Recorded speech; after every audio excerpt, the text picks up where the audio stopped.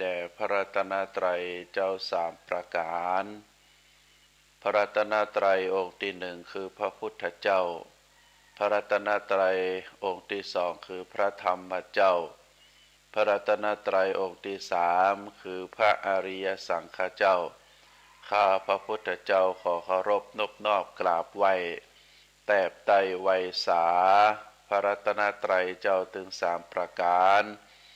โดยความเคารพสักการะเป็นอย่างยิ่งขอถวายความเคารพพระมหาเถรานุเถระเจ้าคณะพระสังฆาธิการ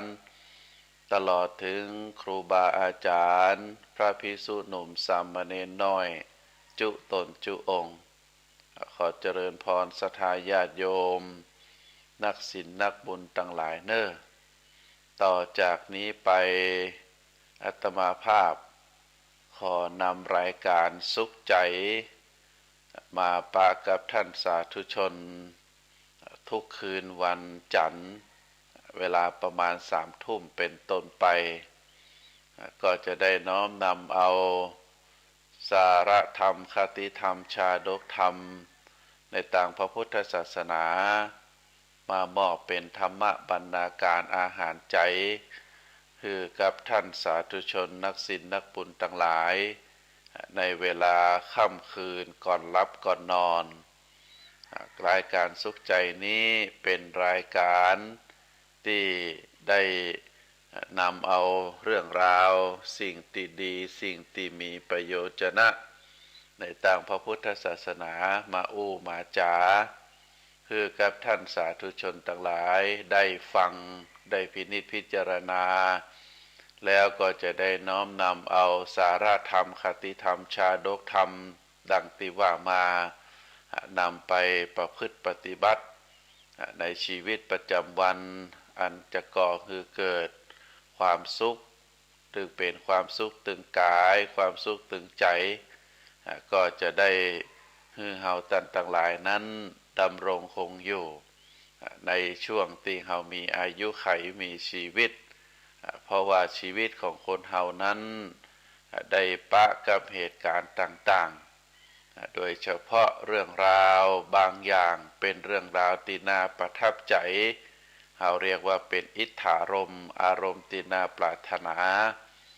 บางช่วงบางเวลาชีวิตของคนเฮานั้นก็ได้ปะได้พบกับสิ่งที่บ่น่าปรารถนาเฮาเรียกว่าอนิถารมณ์ก็เป็นสิ่งที่เฮาท่านทั้งหลายในฐานะที่เป็นเจ้าของชีวิตยามใดที่เฮาปะกับอารมณ์ที่น่าปรารถนาอันเป็นต้นว่าเฮามีความสุขเป็นต้นว่าเฮามีความสบายใจความดีใจได้ลาภได้ยศได้กรรมสรรเสริญถึง4ประการนี้เฮาได้รับความสุขเฮาได้รับกรรมสรรเสริญเฮาได้ยศถาบรรดาศักดิ์เฮาได้ลาภสักการะอันเกิดขึ้นเมื่อได้รับสิ่งทั้งหลายทั้งมวลอันเป็นสิ่งที่น่าปรารถนาแล้วเฮาก็บ่ประมาทเฮาบ่ประมาทเฮาบ่หลงละเลงไปกับสิ่งทั้งหลายเหล่านั้นเพราะเป็นสิ่งที่มันแน่นอนถือว่าเฮาได้มาอาจจะเป็นเพราะบุญเก่าเป็นบุญเก่าที่เฮาได้สั่งสมมาเมื่อได้รับแล้วเฮาก็บ่ประมาทเฮาก็ได้ประพฤติปฏิบัติในสิ่งที่มันเป็นการรักษาบุญเดิมเพิ่มบุญใหม่ในช่วงใดชีวิตของเฮาได้ปะได้พบในสิ่งที่บ่น่าปรารถนาเฮาเรียกว่าอนิถารมณ์อารมณ์ที่บ่ประทับใจเป็นต้นว่าเฮาได้รับความทุกข์เฮาได้รับสิ่งที่เฮาเรียกว่าเป็นเสื่อมลาภเสื่อมลาภเสื่อมยศแล้วก็ได้รับการติชินนินทาตั้งหลายตั้งมวลถึง4ประการนี้บางทีบางครั้งเฮามีจิตใจบ่เข้มแข็งก็สามารถที่จะให้เฮานั้นได้รับความทุกข์ความทรมานความคับแค้นใจได้บางทีบางครั้งก็แทบจะเอาชีวิตบ่รอด เพราะฉะนั้นท่านสาธุชนทั้งหลายในสิ่งที่เฮาท่านทั้งหลายในฐานะที่เป็นเจ้าของชีวิตเฮาได้ฟังสาระธรรมต่างๆที่ครูบาอาจารย์ได้นำมามาเอ่ยเฮาก่อยฟังไปทีละน้อยทีละน้อยฟังไปในทีละวันทีละวันเมื่อฟังแล้วสิ่งต่างหลายต่างมวลก็จะได้ส่งเสริมคือเฮามีสติปัญญาเฉลียวฉลาดแล้วก็จะได้น้อมนำเอาสิ่งต่างหลายเหล่านั้นมาประดับชีวิตของเฮาก็ถือว่าเฮานั้นได้เป็นลูกศิษย์พระพุทธเจ้าได้นำเอาหลักธรรมทางพระพุทธศาสนามาใจมาประพฤติปฏิบัติอันนี้เป็นความมุ่งหมายสูงสุดที่เฮาท่านทั้งหลายได้รับฟังรายการจากครูบาอาจารย์ได้นำมามาเอ่ยกันท่านสาธุชนทั้งหลายเฮาได้หันได้ยินได้ฟังที่คนทั้งหลายได้กล่าวว่าคนนั้นเปิ้นเป็นคนมีบุญท่านนี้เป็นคนมีบุญอย่างถึงวันนี้เฮาก็จะหันคนที่ได้รับการยกย่องว่าเป็นคนมีบุญบ่ว่าจะเป็นพระสงฆ์องค์ข้าเจ้าบ่ว่าจะเป็นฆราวาสญาติโยมบางผู้บางคนเป็นคนที่ได้มีตลอดชีวิตที่ผ่านมานั้นได้ดำรงชีวิตของตนเองอาจจะเป็น60 ปี70 ปี80 ปีเป็นบุคคลที่มีความเป็นอยู่ที่มีความสุขโดยเฮาหันภาพรวมมีทรัพย์สมบัติมีคนรอบข้างอาจจะเป็นพ่อเป็นแม่เป็นสามีภรรยาเป็นลูกหลานที่เป็นเชื้อสายก็ได้ดำรงคงอยู่อย่างมีความสุขได้มีการมีงานมีหน้ามีตาเฮาก็ว่าบุคคลทั้งหลายเหล่านี้เป็นคนมีบุญเฮาก็จะหันอย่าง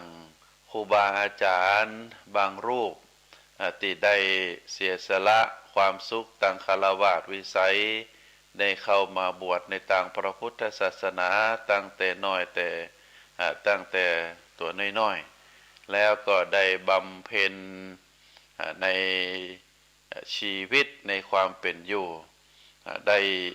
มีความประพฤติปฏิบัติตามคำสอนของพระพุทธเจ้าโดยเฉพาะได้ยึดเอา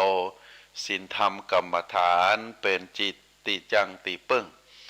มีอายุพรรษานักมีอายุยืนยาวมีลูกศิษย์ลูกหาเคารพนับถือในฐานะที่เป็นคนมีบุญเพราะฉะนั้นเมื่อท่านทั้งหลายเหล่านั้นได้ล้มหายตายจากคนที่อยู่ตั้งหลังก็ได้น้อมรำลึกได้เอาเป็นแบบอย่างว่าท่านนี้บุคคลนี้ท่านนี้เป็นคนดีเป็นคนมีศีลธรรมเป็นคนมีบุญเพราะฉะนั้นคนที่มีบุญนั้นเปิ้นกล่าวฮือได้มีกำลังใจว่าบุญย่อมคอยจ้องที่จะเข้าช่วยเหลือเพียงแต่เปิดโอกาสให้เข้าช่วยคือเปิดใจรับบุญนั่นเองคนมีบุญนั้นบุญย่อมคอยจ้องที่จะเข้าช่วยอยู่แล้วช่วยเหลืออยู่แล้วเพียงแต่เปิดโอกาสให้บุญนั้นได้เข้าช่วยก็คือเปิดใจรับเอาบุญนั้นเองเพราะฉะนั้นการเปิดใจรับก็คือเปิดอารมณ์ที่หุ้มห่อใจเฮานั้นออกไปชั่วขณะหนึ่งโดยสติที่กำหนดทำใจตามวิธีที่พระพุทธเจ้าได้แนะนำพร่ำสอนไว้วิธีทำบุญในทางพระพุทธศาสนาพระพุทธองค์ได้เรียกว่าบุญกิริยาวัตถุบุญกิริยาวัตถุโดยสรุปแล้วก็มีอยู่3ประการในศรัทธาญาติโยมถ้าใครอยากจะเป็นคนมีบุญมี3ประการก็คือทานศีลภาวนาที่เฮาได้ได้เอ่ยกันว่าทานศีลภาวนาซึ่ง บุคคลที่ได้ศึกษาในเรื่องบุญนี้เปิ้นบอกว่าบุญนั้นมีผลใหญ่มีความสุขเป็นกำไหหมายความว่าการที่เฮาท่านทั้งหลายได้บำเพ็ญบุญบำเพ็ญสมณจริยาและก็ได้เจริญเมตตาจิตซึ่งการบำเพ็ญถึง3ประการนี้เป็นที่มาของความสุขคนที่เปิ้นมีความรู้เป็นบัณฑิตเมื่อเข้าถึงโลกที่เป็นความสุขก็บ่มีการเบียดเบียนมีความเป็นอยู่อย่างปกติสุขเพราะฉะนั้นองค์สมเด็จพระสัมมาสัมพุทธเจ้าได้กล่าวว่าคนเฮานั้นควรจะศึกษาในเรื่องบุญเพราะว่าบุญนั้นมีผลที่ยิ่งใหญ่มีความสุขเป็นกำไหก็คนที่ต้องการจะมีบุญก็คือจะต้องบำเพ็ญทานบำเพ็ญสมณจริยาคำว่าสมณจริยาก็คือการประพฤติตัวเหมาะสมก็คือการรักษาศีลนั่นเองแล้วก็เจริญจิตเมตตาภาวนาสิ่งประการนี้เป็นที่มาของความสุขบัณฑิตย่อมเข้าถึงโลกที่มีความสุขเมื่อโลกที่มีความสุขแล้วก็บ่มีการเบียดเบียนกันพระพุทธองค์ได้ทรงแนะนำให้เฮาเจ้าพุทธได้ศึกษาในเรื่องของการทำบุญที่เฮาเรียกว่าบุญกิริยาวัตถุหรือวิธีทำบุญ3ประการก็เป็นที่เข้าใจกันว่า1การให้ทาน2บำเพ็ญสมณจริยาก็คือรักษาศีลโดยการทำความสงบทางกายทางวาจาแล้วก็ประการที่3เจริญจิตภาวนาเพื่อความสงบสุขใจด้วยการแผ่เมตตาเฮาจะหันได้ยินได้ตลอดว่าการทำบุญของเฮานั้นคือทานรักษาศีลภาวนาทานศีลภาวนาเป็นการทำบุญในต่างพระพุทธศาสนาครูบาอาจารย์เจ้าอย่างเช่นครูบาเจ้าศรีวิจัยตลอดชีวิตของเปิ้นก็คือทานศีลภาวนาหลวงพ่อทองพระพรหมมงคลตลอดชีวิตของหลวงพ่อก็คือทานศีลภาวนาอันนี้เป็นแบบอย่างที่ครูบาอาจารย์ได้ยึดเอาคำสอนในต่างพระพุทธศาสนา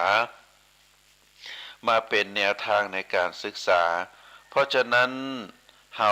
ตั้งหลายในฐานะที่เป็นบุคคลคนหนึ่งเกิดมาในพระพุทธศาสนาแล้วเฮาควรจะศึกษาการทำบุญศึกษาการรักษาศีลแล้วก็ศึกษาในแนวทางเจริญจิตภาวนาเพื่อที่จะเป็นการสะสมบุญสั่งสมบุญบุคคลผู้ศึกษาการทำบุญเปิ้นบอกว่าควรฝึกทำบุญให้ครบถึง3ประการที่กล่าวมาเมื่อบุคคลให้ทานแล้ว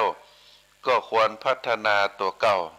ไปสู่การทำบุญขั้นต่อไปก็คือด้วยการรักษาศีลและแผ่เมตตาบ่ใจยุดอยู่แค่การให้ทานเพียงเท่านั้นการทำบุญที่ถูกต้องควรเป็นแบบบูรณาการก็คือการทำบุญแบบผสมผสานถึง3พิธีการทำบุญแบบบูรณาการแบบนี้ย่อมมีผลกว้างขวางยิ่งใหญ่เพราะบ่เพียงแต่ว่านำความสุขมาให้แก่ผู้ทำบุญเท่านั้นแต่ยังสร้างสันติสุขให้กับสังคมส่วนรวมแห่งตัวอันนี้ก็แน่นอนท่านสาธุชนก็เฮาจะต้องทำตามขั้นตอนก็คือได้ทำบุญถึง3ประการนะเพราะว่าความหมายของคำว่าบุญก็หมายถึงการชำระจิตนะการชำระจิตสันดานให้สะอาดนะคำว่าจิตตสันดานก็คือจิตในส่วนลึกจิตในส่วนลึกจิตที่ฝังอยู่ในเรียกว่าอยู่ในตัวในตนของเฮา ในส่วนลึกของเฮาเพราะฉะนั้นการทำบุญแล้วตึงการรักษาศีลการเจริญจิตภาวนาการฮือตานก็จะเป็นเครื่องชำระจิตของเฮาให้สะอาดวิธีทำบุญข้อแรกก็คือการฮือตาน โดยวัตถุประสงค์ก็เพื่อที่จะชำระจิตสันดานให้ปราศจากความโลภความตณีความหันแก่ตัว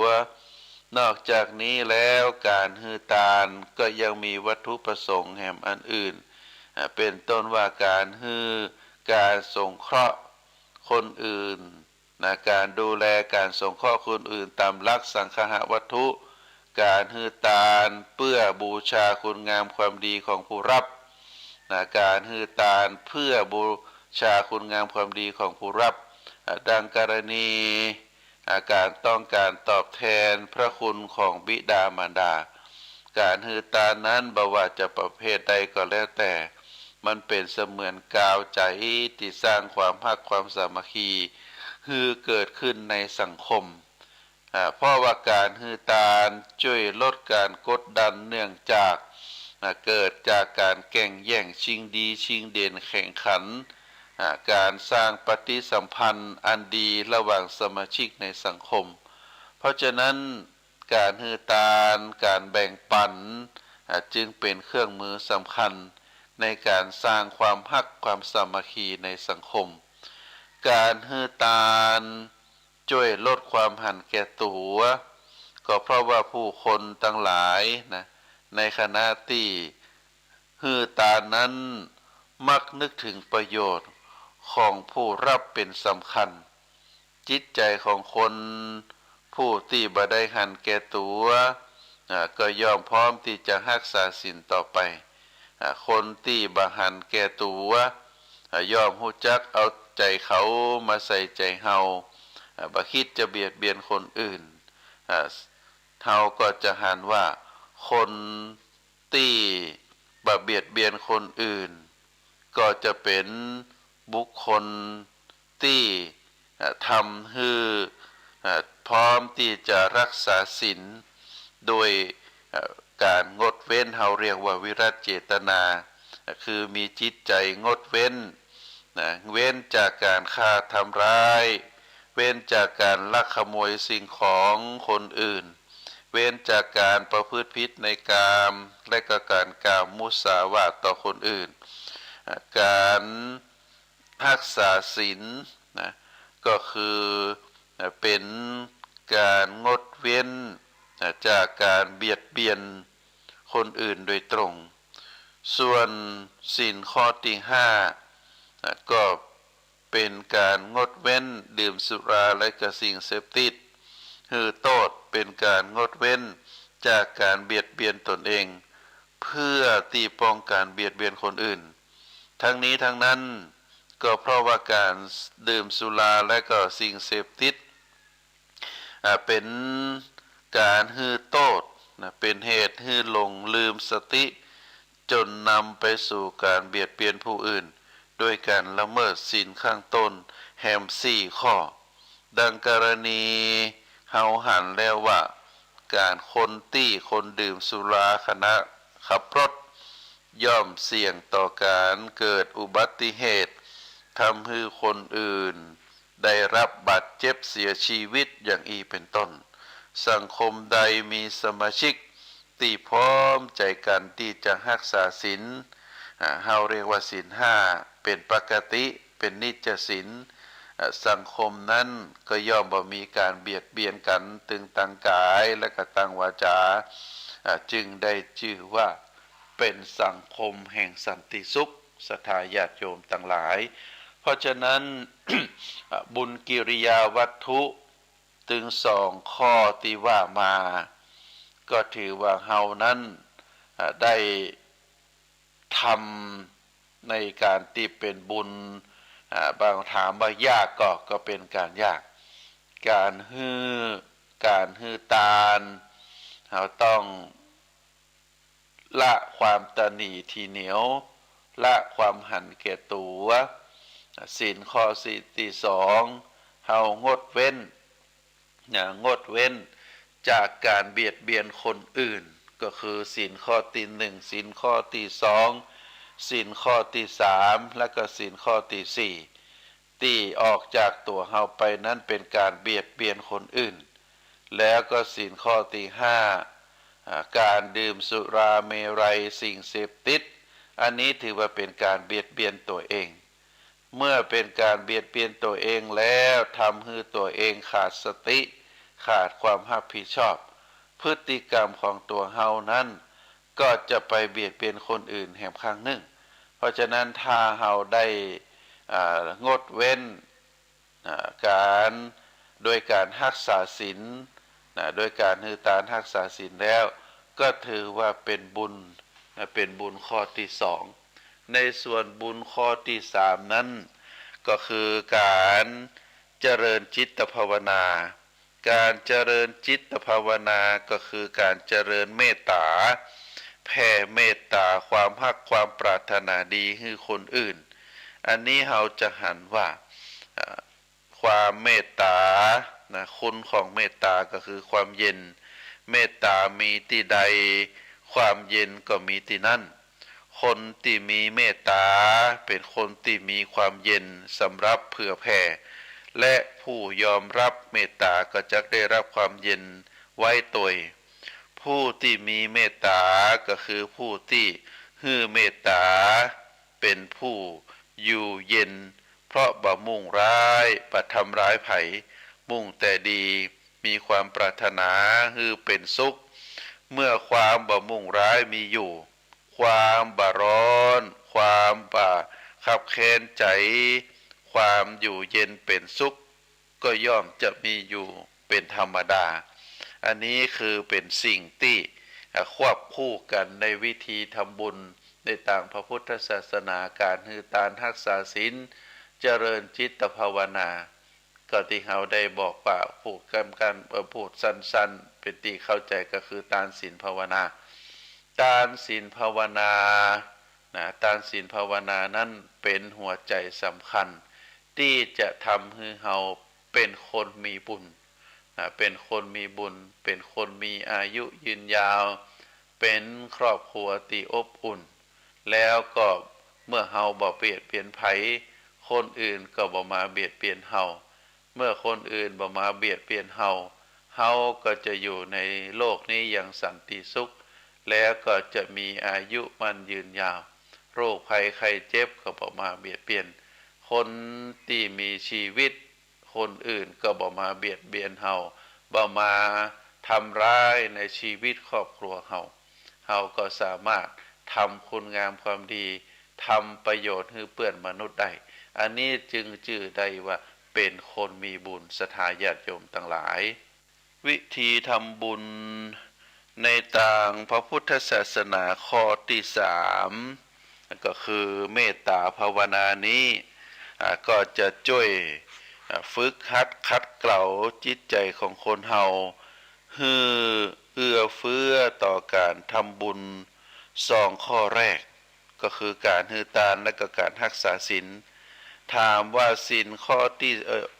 บุญข้อที่สามก็คือเจริญเมตตาภาวนานั้นจะช่วยขัดเกลาฝึกหัดขัดเกลาจิตใจของเฮา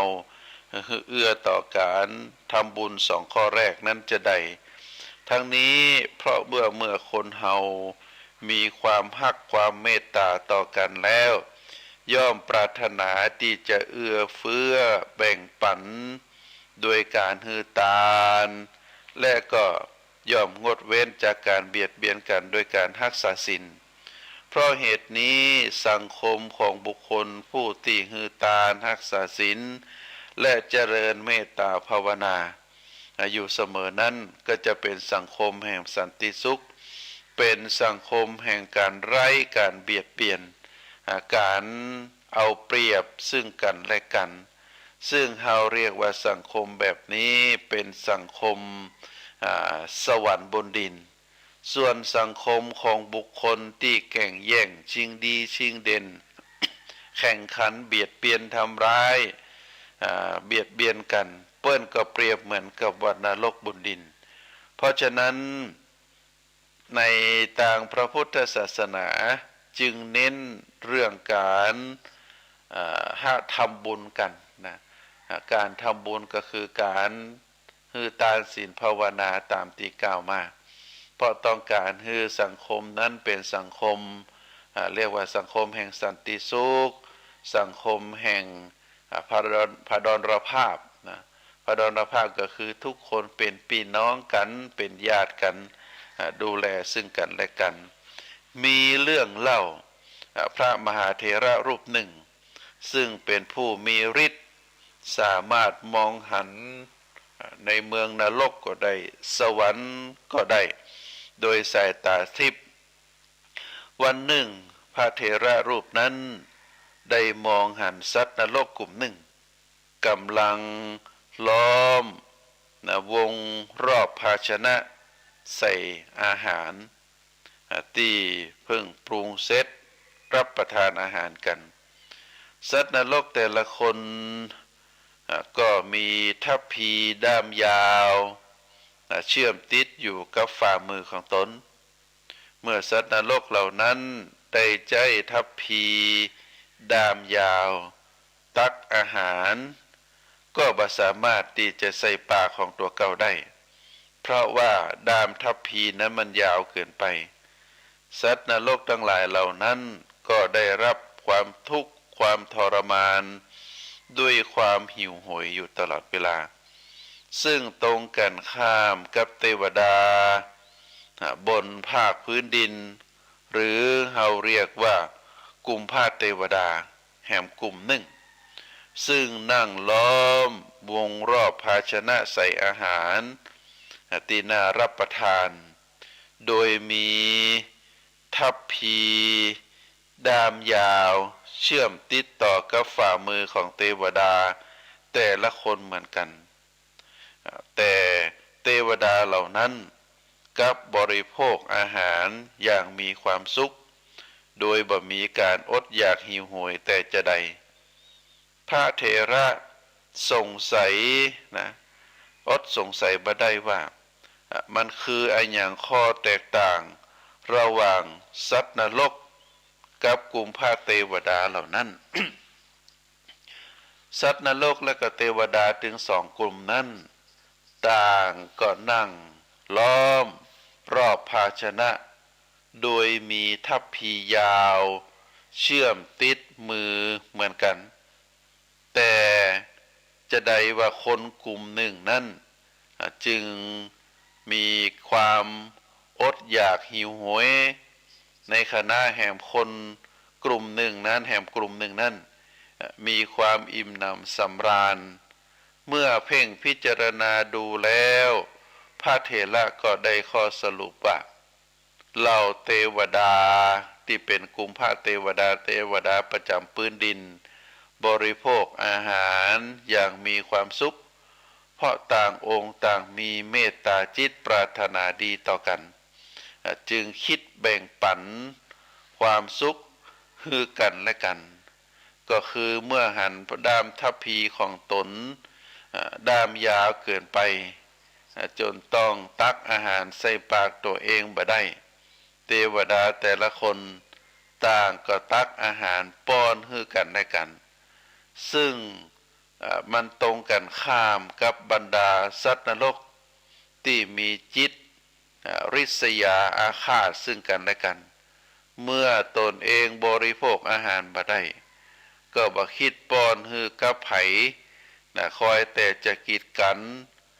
บ่ให้มีการป้อนกันกินกันเพราะฉะนั้นพวกเขาจึงสองกลุ่มมีความทุกข์มีความทรมานบ่เหมือนกันกลุ่มที่เป็นสัตว์นรกเป็นเปรตก็จะมีความทุกข์ความทรมาน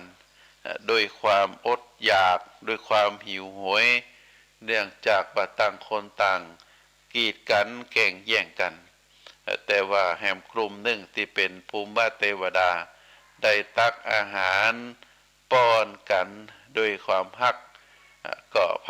หู้ใจกันว่าคนนั่นชอบอะไรอย่างคนนี้ชอบอะไรอย่างก็จึงได้ฮือ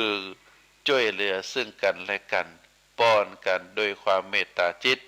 เพราะฉะนั้นท่านสาธุชนทั้งหลายมนุษย์เฮาสามารถสร้างสวรรค์บนโลกใบนี้ขึ้นมาได้โดยการแผ่เมตตา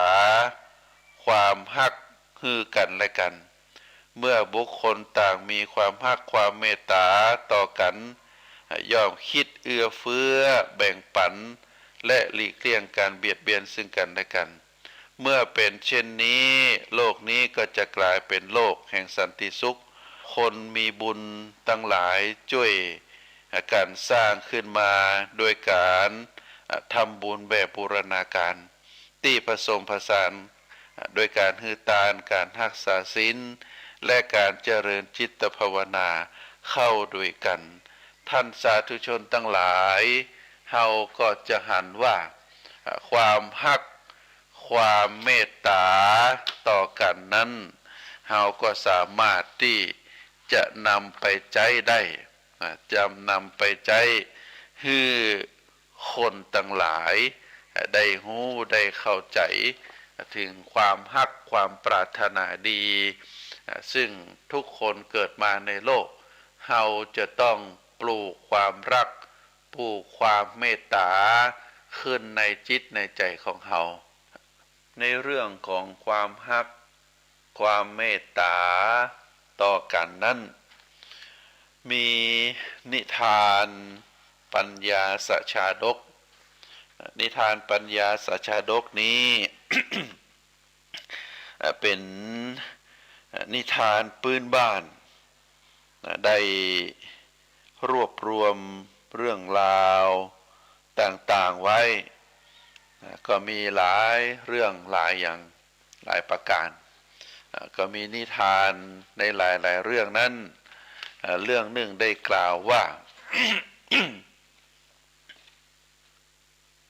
มีนกกระจาบผัวเมียคู่หนึ่งอยู่ตัวยกันทำรังอยู่ที่ป่าอ้อมีลูกน้อยอยู่2 ตัวอยู่ในรังตัวปูซึ่งเป็นผัวนั้นก็ทำหน้าที่ไปหาอาหารมาให้ตัวเมียแล้วก็ลูกน้อยในวันเกิดเรื่องราวขึ้นมานั้นนกกระจาบตัวปูได้บินไปหาอาหารโดยความเหน็ดเหนื่อย ก็ไปปะสระน้ำขนาดใหญ่มีดอกบัวบานสะพรั่งมีเกสรที่หอมหวานนกกระจาบตัวปูก็จึงได้ไปกินน้ำหวานจากดอกบัวมีดอกบัวดอกหนึ่งที่ใหญ่เป็นพิเศษ ก็ได้เข้าไปคลุกเคล้าเกสร ไปกินน้ำหวานด้วยความเพลิดเพลินก็ปรากฏว่าตกเย็นขึ้นมาดอกบัวดอกนั้นก็ได้หูบขังนกกระจอกอยู่ในดอกบัวออกมาบ่ได้ ก็ปล่อยให้แม่นกพร้อมกับลูกมีความหิวโหยอยู่รออาหารตีบมาในเมื่อดอกบัวได้หูบไว้ก็ทำให้กระจาบตัวปูบ่สามารถที่จะออกบินปีกไปยังรังของตัวเก่าได้เมื่อตัวเมียนกกระจาบตัวเมียนั้น ได้มีความหิวโหยรออาหารก็บ่ได้กินอาหารเมื่อตัวปูบ่ได้มาจิตใจก็คิดไปต่างๆนานาจินตนาการไปในต่างที่หายตกค่ำขึ้นมาน้ำค้างพรมมาตีดอกบัวเมื่อได้รับน้ำเย็นๆก็เบ่งบานพอนกกระจาบก็ได้บิน ออกมาได้ด้วยความดีใจและก็เป็นห่วงแม่นกกระจาบพร้อมกับลูกน้อยก็ได้ปิกมา พอมาถึงที่เป็นป่าอ้อก็ตกใจเพราะไฟป่านั้นได้ไหม้มาจนถึงป่าอ้อแม่นกรอว่าป่อนกเมื่อใดจะได้มาช่วย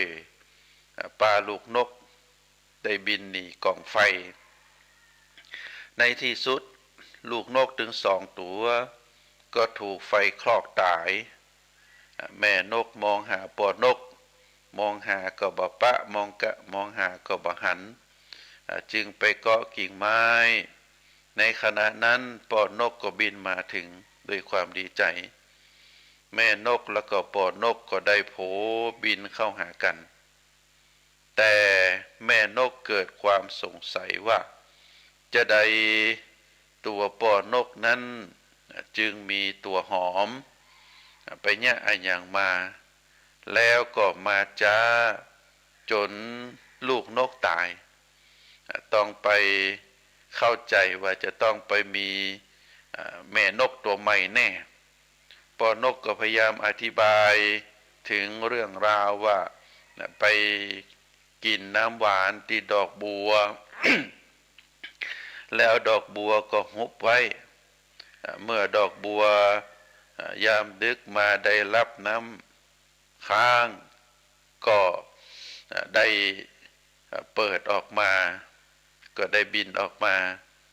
แต่แม่นกมายอมฟังก็บ่ฮู้เรื่องและพร้อมกับมายอมฟังโดยอารมณ์ชั่ววูบโดยความน้อยใจแม่นกก็ได้กระโจนเข้ากองไฟตายไปกับลูกน้อยเพราะความน้อยใจป่อนกก็มีความเสียใจ ก็ได้บินเข้ากองไฟตายโดยกันไปแต่ก่อนที่จะกระโดดเข้ากองไฟก็คิดว่าในเมื่อบ่ไว้ใจกันแล้วชาติหน้าชาติไหนก็อย่าได้มาอยู่ร่วมกันแหมเลยตั้งแต่นั้นมาแม้จะเกิดมาชาติใดๆก็แล้วแต่ก็เจอกันแล้วก็บ่เคยสมหวังสักเตื้ออันนี้ก็เป็นชาดกที่ครูบาอาจารย์ได้กล่าวได้อธิบายถึงเรื่องราวที่เกี่ยวกับความฮักในทางพระพุทธศาสนากับความฮักของหนุ่มสาวนะความฮักของหนุ่มสาวความฮักระหว่างเพศภาษาบาลีใจคำว่าเปมะแปลว่าความฮัก เป็นความฮักที่บ่คงทนเป็นความฮักที่มีอารมณ์มาเกี่ยวข้องท่านสาธุชนทั้งหลายแต่มีความฮักที่ถ้ามีเหตุมีผลเข้ามารองรับมีสติปัญญาประกอบความฮักนั้นเราเรียกว่าเมตตาเพราะฉะนั้นสองความฮักประเภทนี้จะแตกต่างกันเปมะเป็นความฮักที่บ่คงทนเพราะว่ามีส่วนประกอบเข้ามาเกี่ยวข้องในส่วนของร่างกายหน้าตาความหึงหวงความอารมณ์ความใคร่ความอยากก็เข้ามาเกี่ยวข้องแต่ว่าในส่วนของความฮักแห่งประเภทหนึ่งนั้นโดยความฮักความปรารถนาดีมีสติมีปัญญาเข้ามาประกอบเราเรียกว่าความเมตตาความฮักในทางพระพุทธศาสนาเป็นความฮักที่สูงกว่าเปมะนั้นเป็นความฮักระหว่างเพศบางทีบางครั้งก็จะหายร่วงโรยไปตามวัยพอมีเมตตาต่อกันก็จะอยู่ด้วยกันแบบไม้เท้ายอดทองกระบองยอดเพชรแต่มีความเมตตา บัจจัยเป็นความฮักระหว่างเพศเท่านั้นแต่เมตตาที่พ่อแม่มีต่อลูกศิษย์ ลูกหามีต่อครูบาอาจารย์ครูบาอาจารย์มีต่อลูกศิษย์ลูกหาเพื่อนที่มีต่อเพื่อนที่เราเรียกว่ามิตรมิตรตัวนี้ก็มาจากเมตตานั่นเองเพราะฉะนั้นเมตตาเป็นความฮักในทางพระพุทธศาสนาเป็นความฮักระหว่างมนุษยชาติเป็นความฮักโดยเหตุผลความดีงามเป็นความฮักที่ผ่องใสเพราะคณะที่เฮามีความฮักความเมตตาต่อไผ่แล้วความฮักความเมตตานั้น ก็จะไล่ความโกรธก็จะไล่ความเกลียดออกไปเพราะฉะนั้นท่านจึงสอนให้แผ่เมตตาพอเฮาแผ่เมตตาซึ่งแปลว่าความฮักความปรารถนาดีก็จะเป็นการไล่ความโกรธความเกลียดต่อบุคคลนั้นออกไปเฮาเมตตาศัตรูเฮาให้อภัยเขาได้รับเขาเข้ามาเป็นมิตรเฮาทำด้วยอารมณ์บ่ได้เฮาทำด้วยอารมณ์เฮาถ้าอารมณ์เฮามีความเกลียดมันก็จะเป็นศัตรูกันแต่ถ้าเฮาแผ่เมตตาแผ่ความรักไปถึงบุคคลเหล่านั้นบุคคลเหล่านั้นก็จะเปลี่ยนศัตรูเป็นมิตรเป็นการทำลายศัตรูที่ดีที่สุด เฮาบ่ได้ไปฆ่าเขานะพวกเขาเป็นศัตรูถ้าหากว่าเฮาไปฆ่าศัตรูคนหนึ่งพวกเขาก็เป็นศัตรูของเฮาแห่ง10 คนเพราะแต่ละคนก็มีพวกมีพ้องถ้า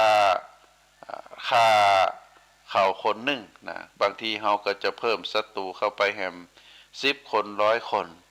แต่ถ้าเฮาแผ่เมตตาต่อเขาเฮาได้เข้ามาเป็นมิตรศัตรูเฮาก็หายไปการที่เฮาแผ่เมตตาฮือความฮักความปรารถนาดีฮือไผแล้วใจของเฮาก็จะผ่องใสใจของเฮาก็จะบ่มีความโกรธบ่มีความอาฆาตบ่มีความพยาบาทเท่ากับว่าเฮานั้นได้ปฏิบัติตามโอวาทคำสอนในทางพระพุทธศาสนาก็คือฮือมีความฮัก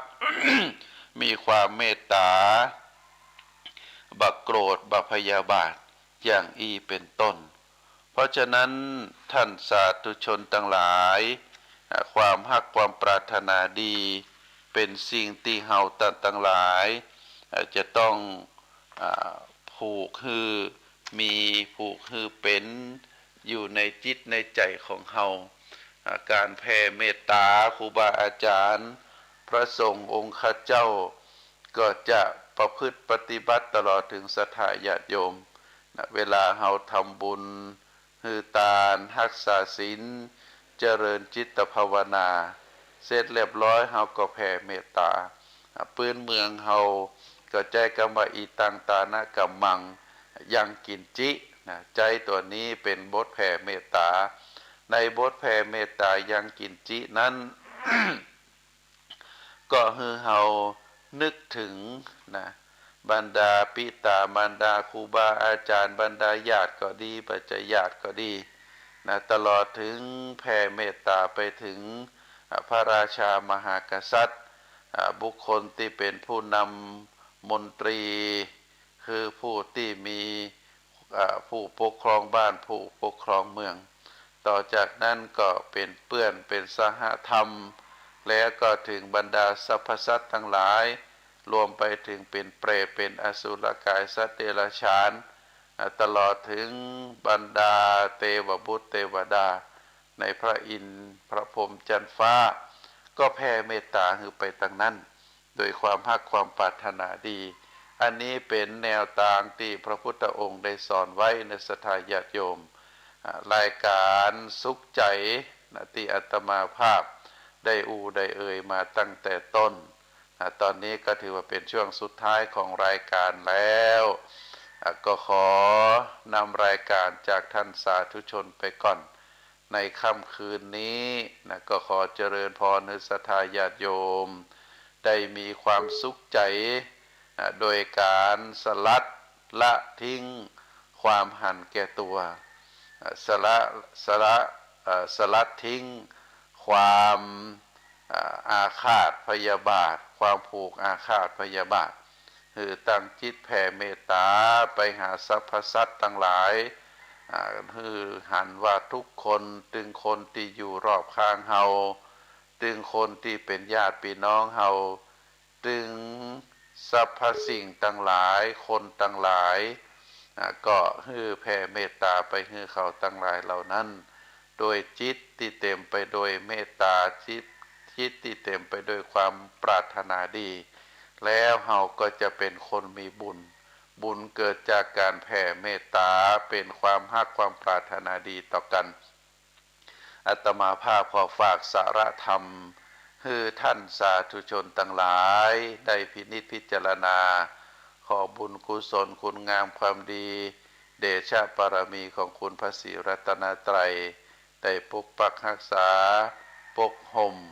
คือศรัทธาญาติโยมครูบาอาจารย์ทุกรูปทุกท่านได้อยู่เย็นเป็นสุขได้มั่งมีสีสุขได้อยู่ดีมีสุขตลอดกาลนานเทอญขอเจริญพร